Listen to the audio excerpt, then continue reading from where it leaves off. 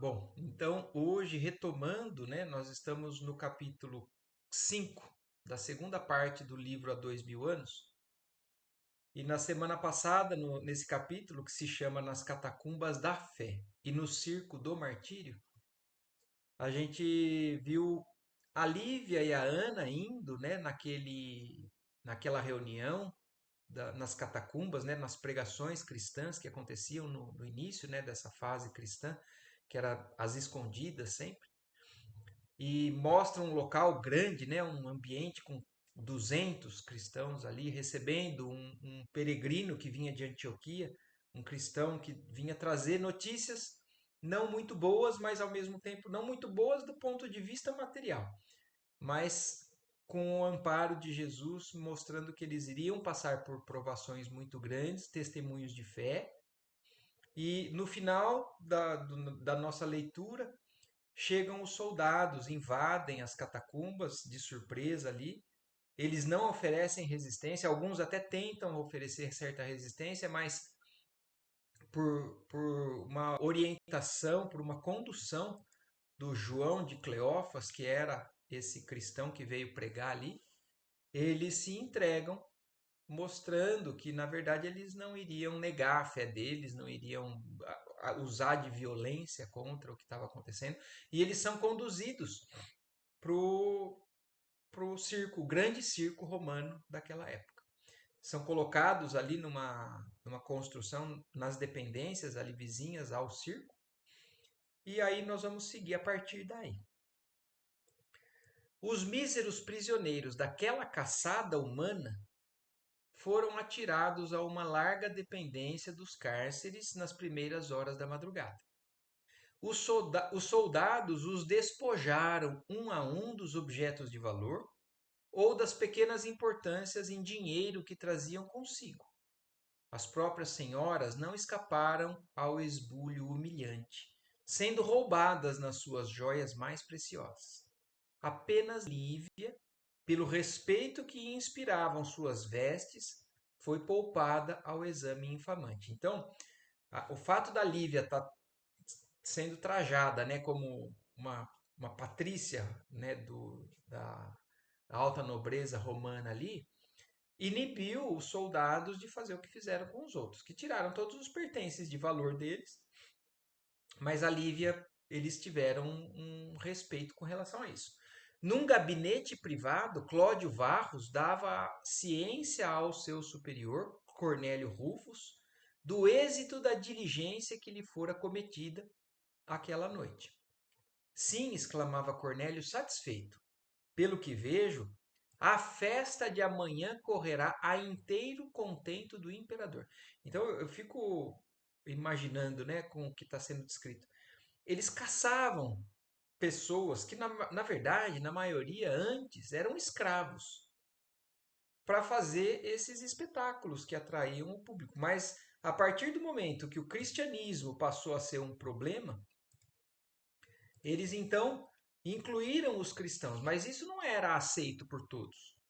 Então vocês vão ver que, inclusive, nesse momento aí, foi uma das primeiras carnificinas humanas, né, de cristãos, por ordem do imperador Nero, que fez primeiro meio às escondidas.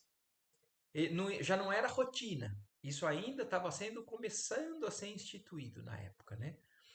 E aí, então, eles ficaram satisfeitos. Nossa, então amanhã vai ser a festa, vai ser boa, porque temos bastante gente aqui para ser comido pelas feras ou degladiado ali com os gladiadores e tudo mais.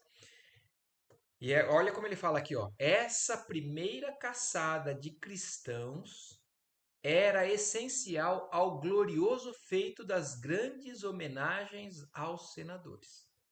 Então, o imperador programou isso como sendo realmente algo, o espetáculo, um dos espetáculos principais, para que acontecesse nessa festa, né, nesse evento de coroação desses senadores ali que iriam ser honrados. Oi, Adila, boa noite, tudo bom? Começamos agora, viu?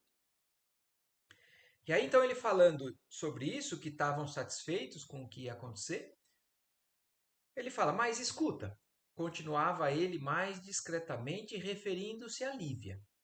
Quem é essa mulher que traz a toga das matronas da mais alta classe social? Ignoro, respondeu o centurião, assaz pensativo. Então eles não sabiam quem era ela, só sabiam que era alguém importante. Aliás, muito me admirei de encontrá-la em tal ambiente, mas cumpri severamente as vossas ordens. Fizeste bem. Todavia, como se estivesse adotando intimamente uma providência nova, Cornélio Rufus sentenciou. Então, eles estão avaliando, né, a novidade aí e vendo o que deve ser feito nessa situação. Então, achou que fez bem em não ter deixado ela para trás, prendido ela junto, até porque ter deixado ela para trás talvez denunciasse o que eles fizeram. Né? Ela chegaria no ambiente de onde ela vinha e falaria, ó, foram presos tais pessoas, assim, assim. Então ele falou, fizeste bem. Só que aí ele toma uma nova decisão. Deixá-la-emos aqui até amanhã, até o momento do espetáculo, quando então poderá ser posta em liberdade. Então eles arquitetaram para que não tenhamos problema, né, com a morte de uma nobre. Vamos deixar segurar ela aqui até amanhã. Na hora que for entrar no espetáculo, a gente libera ela. E aí o centurião lá que prendeu eles, né, falou: e por que não a libertamos desde já? Ela poderia, na sua condição de nobreza, provocar algum movimento de protesto contra a decisão de César. E isso nos colocaria em péssima condição, em péssima situação. Então, aqui mostra como que na época realmente ainda não existia uma rotina, um consenso disso. E o Nero, que foi um imperador com uma série, né, de abusos, de barbaridades cometidas, ele estava começando a colocar as suas atividades da maneira que ele colocou, meio que às escondidas, para ser surpresa, para não ter rebelião, até que ele conseguisse determinar o autoritarismo dele, inclusive impor medo a quem agisse de maneira contrária. Mas é o que ele fala, então não vamos libertar ela, porque senão ela poderia divulgar isso antes que aconteça. E como essas miseráveis criaturas serão atiradas às feras, na qualidade de escravos e condenados à última pena, nos derradeiros divertimentos da tarde, não convém nos comprometermos perante a sua família. Não tem como não ficar imaginando, né, a barbaridade que tudo isso era. Então, pegar. A gente acha que hoje os tempos estão agressivos, difíceis, violentos. Estão também, mas a gente não pode comparar com o que era feito naquela época. Por ordem dos governantes, pegavam pessoas e colocavam num ambiente para uma multidão olhar e aplaudir leão comendo ser humano. Então, realmente, graças a Deus, a humanidade evoluiu, sim, nesse sentido. Isso não existe mais. E aí, então, eles explicando só como iria fazer, então, para eles não terem problema com a família, ao mesmo tempo para não terem problemas com o evento.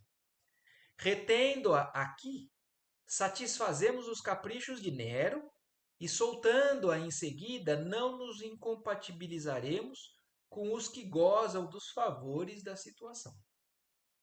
É verdade, essa é a solução mais razoável. Contudo, por que motivo essas criaturas serão condenadas como escravos? Pois tão somente essa a causa de sua condenação, quer dizer, quando deveriam morrer como cristãos. Então, o próprio soldado está questionando, porque isso realmente era algo que não se encaixava à condenação que se fazia pelo hábito, né, de se professar uma religião diferente. Era a primeira vez. A razão de sua morte não está na humilhante doutrina que professam, quer dizer, se eles só são cristãos, não são escravos. Escravos sim, para eles, né? Mereciam morrer daquela maneira. Mas os de outra doutrina religiosa, por quê? Sim, mas temos que ponderar que o imperador não se sente ainda com bastante força para enfrentar a opinião dos senadores, dos edis e de várias outras autoridades que certamente desejariam advogar a causa desses infelizes em seu próprio desprestígio e no de seus mais íntimos conselheiros. Então, até isso Nero estava tendo cuidado, né, de não expor abertamente o problema para que não acontecesse diferente do que o que ele queria. Mas não duvido de que essa perseguição aos adeptos da odiosa doutrina do crucificado será oficializada em breves dias. Então, isso foi o que se tornou realmente um hábito. Por muitas décadas, até séculos, ainda o Império Romano persistiu perseguindo os cristãos, né? Tão logo os poderes imperiais estejam mais fortemente centralizados. Esperemos, pois, mais algum tempo e, até lá, fortifiquemos o prestígio de Nero, porque o detentor do poder deve representar sempre o melhor dos amigos. Enquanto isso ocorria, todos os cristãos se dividiam em grupos no interior do cárcere, trocando as mais íntimas impressões sobre o angustioso transe. Em dado momento, todavia, abriu-se uma porta por onde surgiu a figura detestável de Cláudio, exclamando ironicamente. Então, depois dessa conversa que ele teve, né, ele voltou ali para os prisioneiros e falou: Cristãos, não há clemência de César para os que professam as perigosas doutrinas do Nazareno. Se tendes alguns negócios materiais a resolver, lembrai-vos de que é muito tarde, porquanto poucas horas vos separam das feras da arena no circo. Então, olha isso, eles foram avisados. Como é que, como é que se comporta um ser humano, né? Sabendo que vai ser colocado ali. Eu acho que muito facilmente, se você realmente não está totalmente entregue, né, aos pés do Cristo, você muito facilmente abre mão, fala, não, era bobagem minha, não sou cristão não, me solta. Quem é que aceita? Esses são os primeiros cristãos. Então imaginem, o testemunho que eles davam naquela época não passa nem perto do que a gente tem dificuldade de dar hoje. E às vezes a gente ainda foge por muito menos. E olha o exemplo que eles deram por muitos anos, né? Porque não foram, esses foram os primeiros a morrer dessa maneira. E foram avisados. Então, poucas horas vos separam das feras da arena no circo. Novamente, a pesada porta se fechou sobre sua figura, enquanto os míseros condenados se surpreendiam amargamente com a notícia inquietante e dolorosa. Através das grades reforçadas, podiam observar os movimentos dos numerosos soldados que os guardavam, dando guarida, nos primeiros instantes, às mais angustiosas conjecturas. Depressa, porém, voltara-lhes a calma e os prisioneiros se aquietaram, com humildade. Alguns faziam preces fervorosas, enquanto outros trocavam pensamentos em voz baixa. Os carcereiros não tardaram a separar as mulheres, instalando-as em dependência contígua, onde cada grupo de crentes ficou de alma voltada para Jesus nos instantes supremos em que aguardavam a morte. Então imaginem isso, né? Essa noite, como é que não foi para eles? E eles se mantiveram em oração. No começo da notícia, pelo que falou, né, ficaram um pouco, talvez, assustados, mas depois de um tempo, alguma coisa envolveu eles a ponto de tranquilizá-los novamente. E aí eles entraram em orações, mesmo que ainda com algum receio, mas sem desespero, pelo que eles descrevem. Não houve desespero. De manhãzinha, mal o sol havia surgido de todo nas amplitudes do formoso firmamento romano. Vamos encontrar Ana e Lívia em conversação quase serena a sós, numa espécie de biombo dos muitos existentes na espaçosa sala reservada às mulheres, enquanto numerosas companheiras aparentavam descansar estremunhadas. Então, pelo que a gente está entendendo, né? A Lívia, então, pela posição nela social, né, dela social, ela vai ser a única que vai escapar dessa carnificina. vai ser colocada para fora porque ela é do patriciado romano. E aí, perto já da manhã, conversando, né? Elas falando, Senhora, exclamava a serva, algo preocupada. Noto que vos tratam aqui com simpatia e deferência. Por que não pleiteardes imediatamente a vossa liberdade? Não sabemos o que de sinistro e terrível nos ocorrerá nas horas penosas desse dia. Não, minha boa Ana, respondeu Lívia tranquila. Deves ficar certa de que minha alma está convenientemente preparada para o sacrifício. Olha, e olha isso, porque assim, de tudo, existe uma aceitação ao inevitável da maioria. Mas a Lívia, realmente, ela poderia pedir, não, eu sou mulher de Publio Lentulus, o senador que está sendo homenageado hoje. Mas ela não.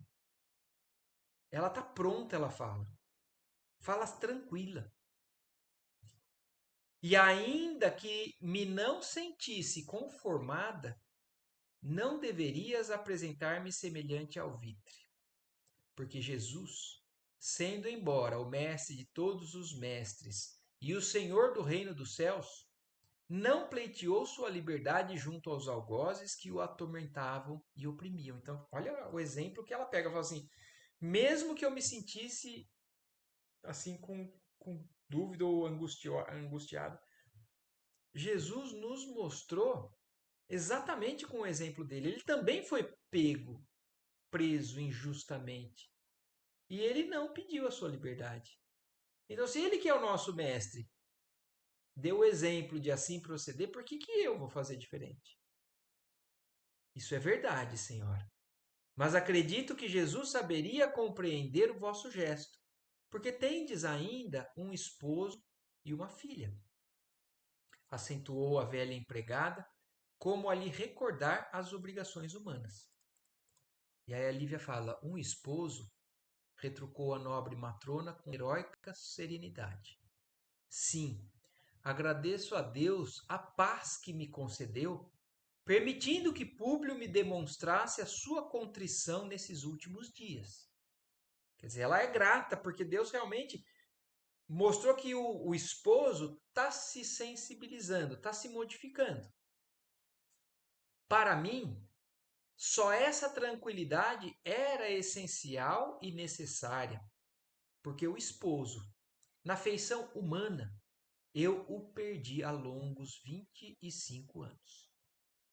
Debalde sacrifiquei todos os impulsos de minha mocidade para lhe provar o meu amor e a minha inocência, em contraposição à calúnia que me humilharam meu nome. Por um quarto de século, tenho vivido com as minhas orações e as minhas lágrimas. Angustiosa tem sido a minha saudade, e doloricíssimo o triste degredo espiritual, a que fui relegada no plano dos meus afetos mais puros. Não creio possa reviver para mim, no coração do velho companheiro, a confiança antiga cheia de felicidade e ternura. Quer dizer, mesmo que Públio modifique alguma coisa na conduta com relação a ela, 25 anos vivendo de endurecimento daquele espírito, ela já não alimenta a ilusão de que vai ser um mar de rosas. Ele sim está reconhecendo que ela talvez mereça algo de diferente, mas não vai ter mais aquela mesma pureza. Então ela falou: esse esposo eu perdi ao longo desses 25 anos de sofrimento. Quanto à filha, entreguei-a a Jesus desde os dias de sua infância, quando me vi obrigada à terrível separação do seu afeto.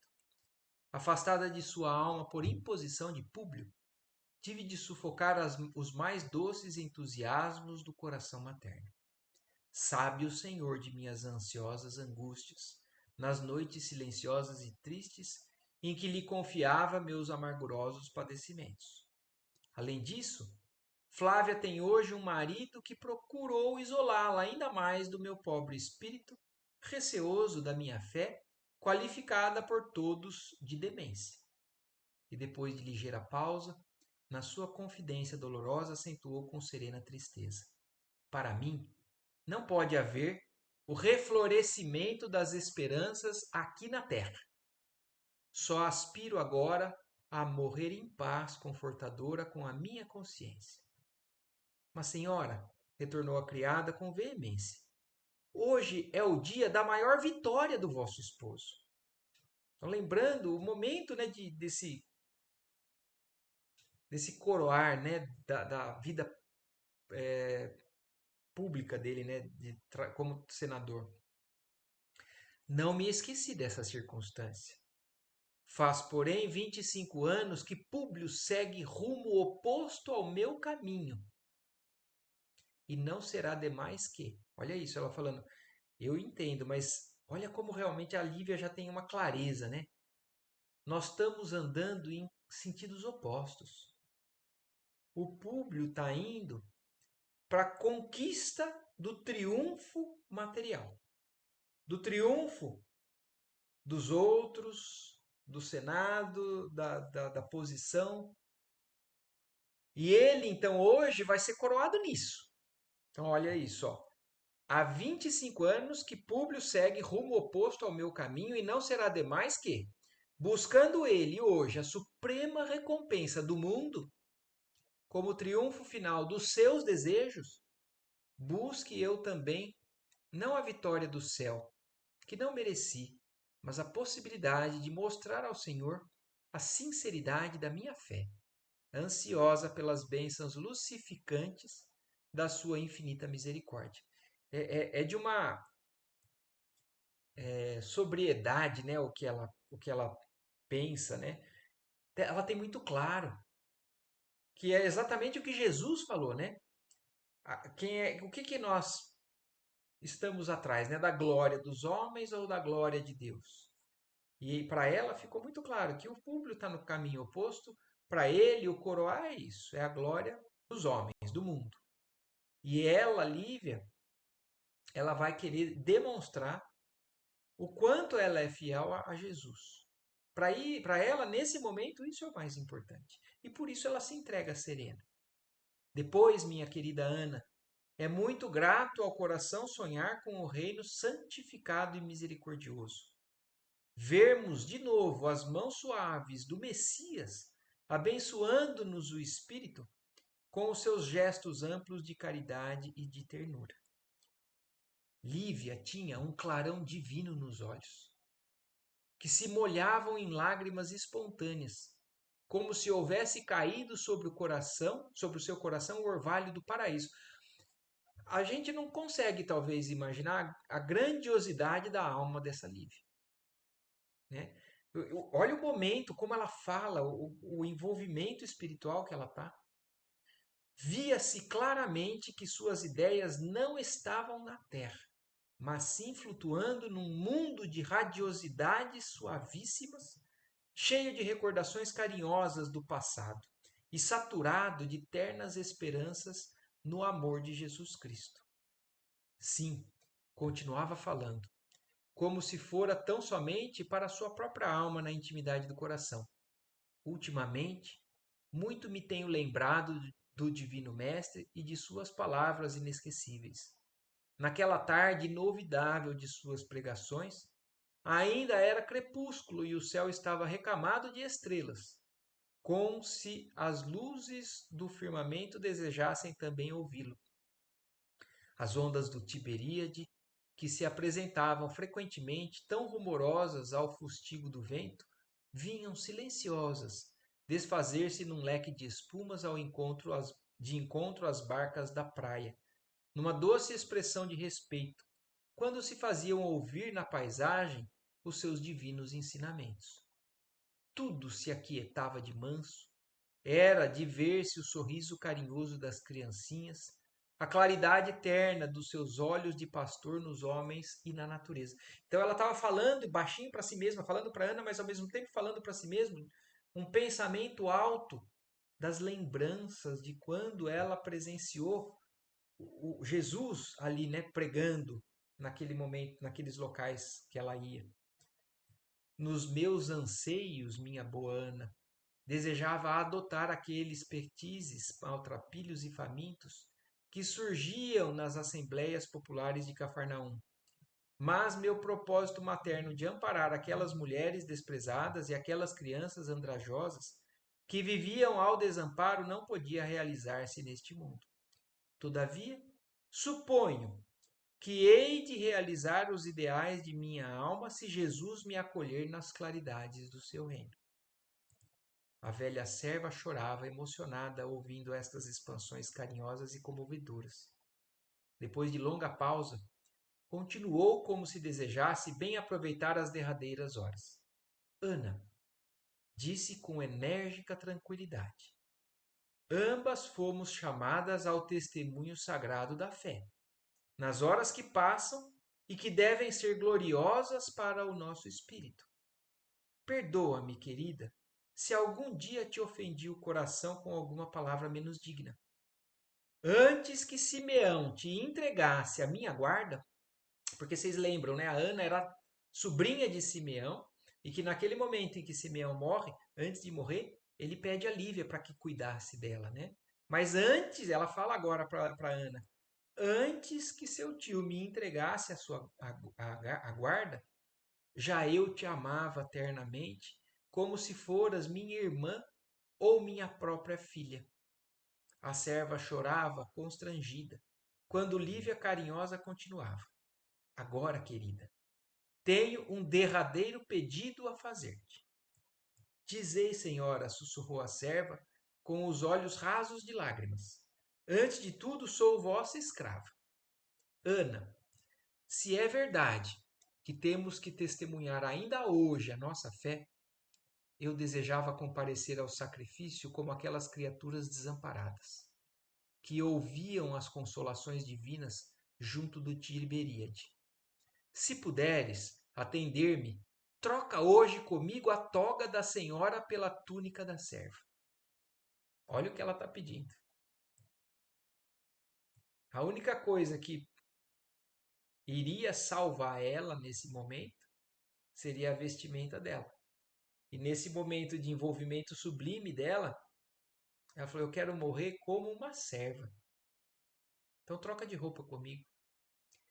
Desejava participar do sacrifício com as vestes humildes e pobres da plebe.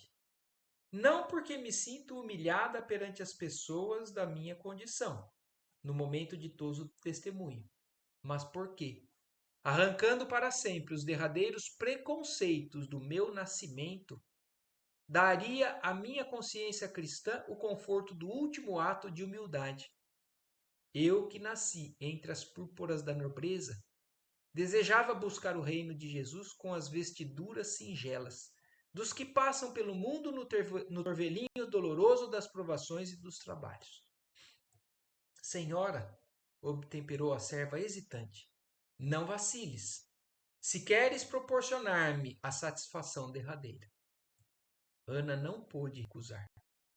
Ante os piedosos propósitos da generosa criatura, e num instante da penumbra daquele improvisado recanto que a separava das demais companheiras, trocaram a toga e a túnica, que eram tão somente uma espécie de manto, sobre a complicada indumentária da época, tendo Lívia adornado a toga de lã finíssima, agora no corpo da serva, com as joias discretas que trazia usualmente consigo. Então, olha, isso traz alguns detalhes, né, da época, que inclusive são interessantes, né? Que a gente já viu em alguns filmes ou algumas descrições. As mulheres por baixo usavam roupas que eram complicadas, né? De aperto, de uma série de coisas. E por cima existia o que era a parte que exteriorizava, que mostrava o que a pessoa era. Então elas trocaram somente essa parte externa, que determinava se a pessoa era uma patrícia ou uma serva. E que por baixo existia uma indumentária complicada, como fala, sobre a complicada indumentária da época.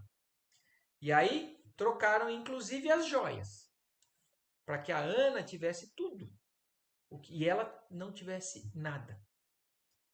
Trocou as joias, mas com um detalhe, né? Depois de entregar-lhe 2 anéis preciosos e um gracioso bracelete, apenas um adorno de valor lhe restava. Mas Lívia, passando a mão pelo pescoço e acariciando um pequeno colar com imensa ternura, exclamou com decisão para a companheira: Está bem, Ana. Fica-me apenas este pequeno colar, em que trago o camafeu com o perfil de Públio em alto relevo. Então, olha isso, isso era um colar que tinha, era simbolicamente importante ali para Lívia, porque tinha relação com o casamento dela, né? Então, ela trazia no peito um colar com o perfil de Públio Lentulus em alto relevo e que é um presente dele no dia longínquo das nossas núpcias. Então, foi o presente que ela ganhou no casamento dela. Morrerei com esta joia, como se ela fora um símbolo de união entre os meus dois amores, que são meu marido e Jesus Cristo. Ana aceitou sem protesto todas as piedosas imposições da senhora e, em breves instantes, na sua antiga beleza virginal, o porte da serva humilde estava tocado de imponente nobreza, como se ela fosse uma soberana figura de marfim velho. Para todos os prisioneiros, na terrível inquietação que os oprimia, embora as doces claridades interiores da prece que os integrava na precisa coragem moral para o sacrifício, as horas do dia passavam pesadas e vagarosas. Então existe uma confiança, existe um envolvimento muito grande, mas não tem como, né, não tirar o peso, né? E parece, como foi falado ali, parece que demorou uma eternidade para passar aquele momento. João de Cleófas, com o resignado heroísmo do seu fervor religioso, conseguiu manter aceso o calor da fé em todos os corações. Não faltaram os companheiros mais animosos, que, na exaltação de sua confiança na providência divina, ensaiaram os próprios cânticos de glória espiritual para o instante supremo do martírio. Então, até pensar em fazer cantar na hora, alguns pensaram e que de fato fizeram. No palácio do Aventino, todos os domésticos mais íntimos acreditavam na permanência de Lívia em casa da filha. Aí agora voltando lá na casa da Lívia, né? Que como a gente leu na semana passada. O Públio, como era rotina, a Lívia ir dormir fora de casa ou passar pelo menos uma parte da noite na casa da Calpurnia, né, que era a ex-esposa do Flamínio. Então, e ela não tinha voltado naquela noite. E também é a casa da filha. Então, a maioria, todos ali na casa da Lívia, acreditaram que ela tinha dormido na casa dos Severos, da casa da filha. Mas, um pouco antes do meio-dia, Flávia Lentulha, então a filha de Lívia, veio ter com o pai, a fim de beijá-lo antes do triunfo. Informada pelo senador quanto aos seus projetos de restabelecer a antiga felicidade doméstica, com as mais expressivas demonstrações públicas de confiança e de amor pela esposa. Então, olha isso, nesse momento, a filha foi desejar felicidades ao pai que ia ser homenageado, e o senador, nesse momento, fala para a filha que ele, naquele dia, ia também demonstrar o afeto pela esposa. Flávia, com grande surpresa para o pai, procurava a mãe para as manifestações de sua justificada alegria. Quer dizer, quando ele fala isso, então Flávia fala assim: então eu vou atrás da mamãe, vou mostrar minha alegria. Angustiosa interrogação se estampou desse modo em todos os semblantes. Depois de 25 anos, era a primeira vez que Lívia e Ana se ausentavam de casa de um dia para o outro, provocando os mais justificados receios. Então, ali, nesse momento, o Públio Lentulus ficou sabendo que ela não tinha, então, dormido na casa da filha. O senador sentiu o coração tocado de presságios angustiosos. Mas os escravos já se encontravam preparados para conduzi-lo ao Senado, onde as primeiras cerimônias teriam início depois do meio-dia, com a presença de César. Observando-lhe a aflição e os olhares ansiosos e inquietos, Flávia Lentulha buscou tranquilizá-lo com estas palavras, que dissimulavam as suas próprias aflições. Então, quer dizer, ele estranhou, ficou gelado, né? Mas ele já tinha que seguir para os protocolos das celebridades, né? Que iam acontecer naquele dia. A filha vendo aquilo, tranquiliza ele. Vai tranquilo, meu pai. Voltarei agora à casa, mas não me descuidarei das providências necessárias. Porque quando regressares, de tarde, com a auréola do triunfo, quero abraçar-te com a mamãe, entre as flores do vestíbulo, a fim de podermos ambas recebê-lo com as pétalas do nosso amor desvelado de todos os dias. Sim, filha, respondeu o senador, com uma sombra de angústia. Permitam os deuses que assim seja, porque as rosas do lar serão para mim as melhores recompensas. E tomando a liteira, saudado por amigos numerosos que o esperavam, Públio Lentulus demandou o Senado, onde multidões entusiásticas esfuziavam de alegria, em sinal de agradecimento pela farta distribuição de trigo com que as autoridades romanas haviam comemorado aquele evento. Olha aqui, ó, a confirmação histórica, né? A política do pão e circo. Então, o que o governo fazia? Distribuía comida, a farta distribuição de trigo para a multidão, para deixar, apesar das autoridades, dos abusos, né, do governo, eles recebiam comida e tinham os espetáculos, a diversão nesses círculos, né? O Coliseu depois veio a ser, né? Mas na época o grande local era o Circo Máximos, ali de Roma. Então, ali todos, né, entusiasmados por conta da distribuição de trigo em abundância, aplaudindo os homenageados com a gritaria ensurdecedora das grandes manifestações populares. Da nobre casa política, onde os mais elegantes torneios de oratória foram proferidos para enaltecimento da personalidade do imperador e antecedidos pela figura impressionante do César. Então, agora já para esse local onde eles foram.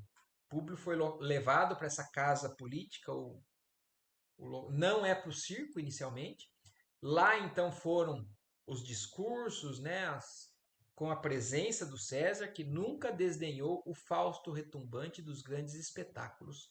Na sua feição de antigo comediante, dirigiram-se os senadores para o famoso Templo de Júpiter, onde os homenageados receberiam a auréola de mirto e rosas, como os triunfadores, obedecendo à inspiração de Sêneca, que tudo envidava por desfazer a penosa impressão do governo cruel do seu ex-discípulo, que afinal decretaria também a sua morte no ano 66. Olha, esse Sêneca, então, é alguém importante na época, que era, na verdade, quem educou praticamente Nero, mas quando começa a ver que Nero tinha tendências e estava começando a fazer absurdos, o Sêneca era alguém que tentou conduzir alguns eventos, alguns fatos ali, para amenizar o que o imperador Nero estava fazendo.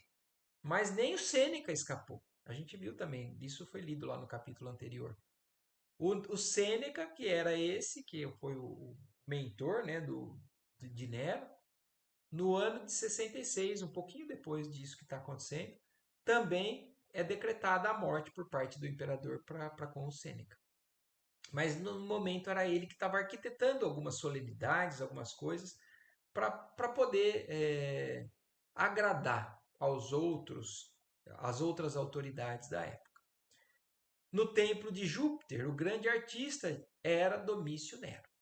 Coroou a fronte de mais de 100 senadores do império. Isso me faz pensar, não imagina, eu não imaginava que eram 100 senadores, os coroados, porque existiam os outros que não foram coroados, porque não tinham tanto tempo de trabalho ao império. Então imagina o tamanho de tudo isso que a gente está lendo, né? Sob a bênção convencional dos sacerdotes, demorando-se as cerimônias na sua complicada feição religiosa por algumas horas sucessivas.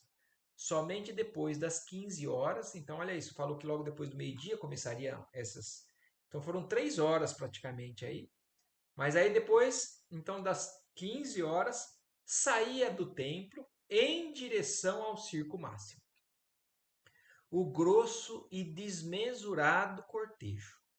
A compacta procissão, tocada de aspecto solene, poucas vezes observado em Roma nos séculos posteriores, dirigiu-se primeiramente ao fórum, atravessando pela massa formidável de povo com o máximo respeito. Para esclarecimento dos leitores, passemos a dar pálida ideia do maravilhoso cortejo de conformidade com as grandes cerimônias públicas da época. Então, da mesma maneira que Emmanuel, ele teve o cuidado de descrever o circo máximo ali um pouquinho antes, né? Para a gente ter uma noção da dimensão de tudo, como acontecia. Agora, ele também, para nos ajudar a formar a ideia na cabeça, ele vai descrever esse cortejo, essa caravana enorme que estava ali como se fosse um desfile, até chegar toda essa multidão ali dos importantes ali no circo. E aí ele descreve, né? Na frente vai um carro, soberba e magnificamente ornamentado, onde se instala molemente o imperador, seguindo-se-lhe numerosos carros nos quais se aboletam os senadores homenageados. Então, olha isso, na frente vai o imperador, depois vários carros, são 100 senadores, com esses senadores homenageados, bem como seus áulicos preferidos. Domício Nero, junto de um dos favoritos mais caros, passa sobranceiro no seu traje vermelho de triunfador, com o luxo espalhafatoso que lhe caracterizava as atitudes. Em seguida, numeroso grupo de jovens de 15 anos passa a cavalo e a pé, escoltando as carruagens de honra e abrindo a marcha. Passam depois os cocheiros guiando as bigas, as quadrigas, as séjuges, que eram carros a boi, a 4 e a 6 cavalos, para as loucas emoções das corridas tradicionais. Então, todo esse público que vai assistir e que vai se apresentar estavam nesse cortejo aí. As bigas, né, como eles falam, as quadrigas. Seguindo-se aos aurigas, quase em completa nudez, surgem os atletas, que farão os números de todos os grandes e pequenos jogos da tarde. Após eles, vão os 3 coros clássicos de dançarinos. O primeiro constituído por adultos, o segundo dos adolescentes insinuantes e o terceiro por graciosas crianças. Então, olha isso, até crianças estavam presentes nesses ambientes onde iam ser feitos espetáculos de matanças, né?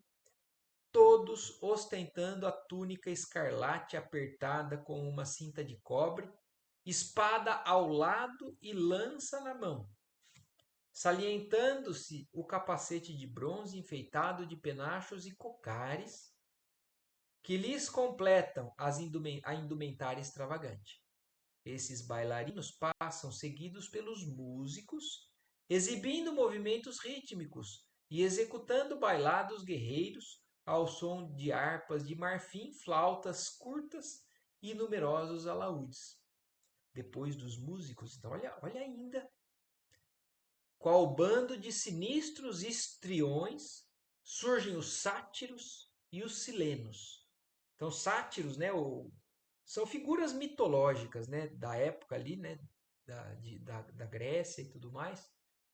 Personagens estranhas que apresentavam máscaras horripilantes cobertos de pele de bode, sob os quais fazem os gestos mais horrendos, provocando o riso frenético dos espectadores com as suas contorções ridículas e estranhas.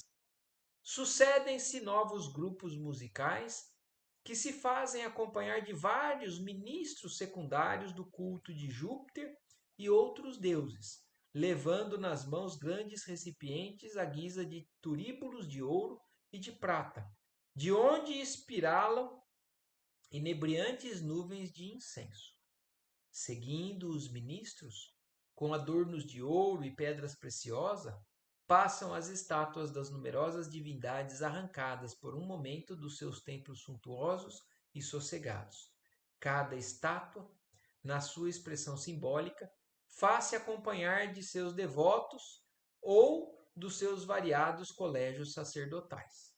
Todas as imagens em grande aparato são conduzidas em carros de marfim ou de prata, puxados por cavalos imponentes, guiados delicadamente por meninos nobres de 10 a 12 anos, que tenham pai e mães vivos, e escoltados com atenção pelos patrícios mais em evidência da grande cidade.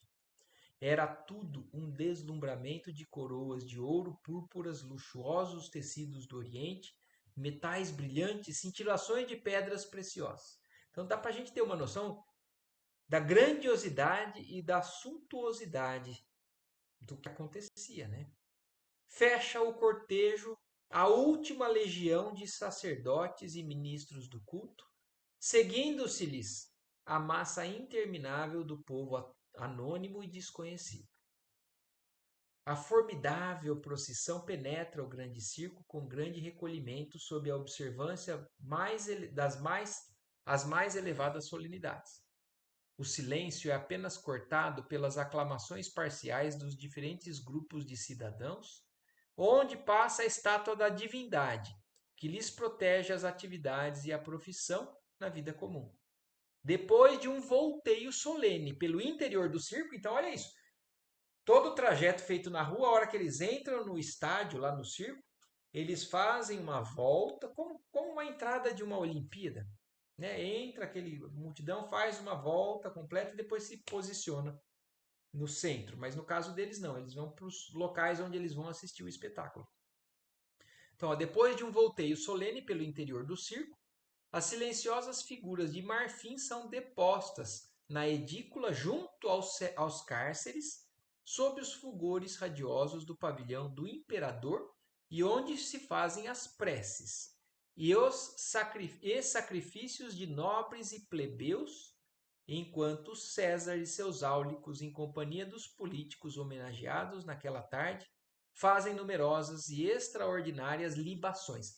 Libação é quando você derrama uma bebida em homenagem a um santo, a uma divindade, não é um santo na época, né? Aos deuses deles, né? Então, olha o ritual todo religioso, né? Entravam, faziam sacrifícios ali na frente, e esses Césares, né? E os áulicos e os políticos faziam libações, quer dizer, derramavam esse líquido, essa bebida aos deuses. Terminadas aquelas cerimônias, desaparece igualmente o silencioso recolhimento das multidões. Começam então os jogos sob os olhares ávidos de mais de 300 mil espectadores. Olha isso. 300 mil pessoas, mais de 300 mil pessoas ali dentro. Olha o tamanho disso. Você sabe que esses dias eu estava conversando com uma pessoa que já foi para Roma, né? Já foi para Itália. E essa pessoa tem uma sensibilidade muito grande, mediunidade e tudo mais. E ele falou que ele nunca sentiu uma vibração tão pesada como quando ele entrou no Coliseu. Até hoje. Porque vocês imaginem o que foi essa matança, essa carnificina que aconteceu nesses locais. E isso reverbera até hoje ali no ambiente, né? E então ali 300 mil pessoas se divertindo às custas dessas matanças, né? Comprimidas nas dimensões grandiosas do luxuoso recinto. Os palácios do Aventino e do Palatino, bem como os elegantes terraços do Célio, servem também de arquibancadas para a numerosa assistência que não pode ver de mais perto e formidando o espetáculo. Quer dizer, até de fora do círculo tinha gente que não conseguia estar ali dentro, que também tentava assistir ali por fora. Eu acho que por enquanto, por hoje, eu acho que a gente vai parar por aqui. Deixa eu ver só se ele descreve mais alguma coisa, senão a gente para. Roma de vértice, todas as classes estão. Aqui não, aqui já vai começar a descrever as apresentações.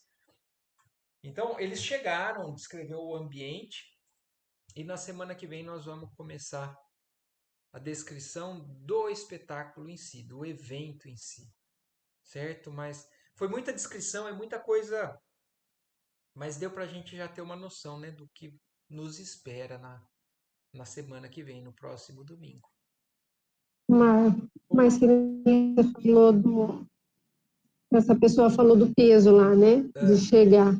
Mas isso é em relação a quem assistia, a vibração daquele povo que assistia e torcia, não aos cristãos, né? Que estavam lá, Não, mas passando não, por não, eu aquilo. acho Eu que entendi, assim, a colocação.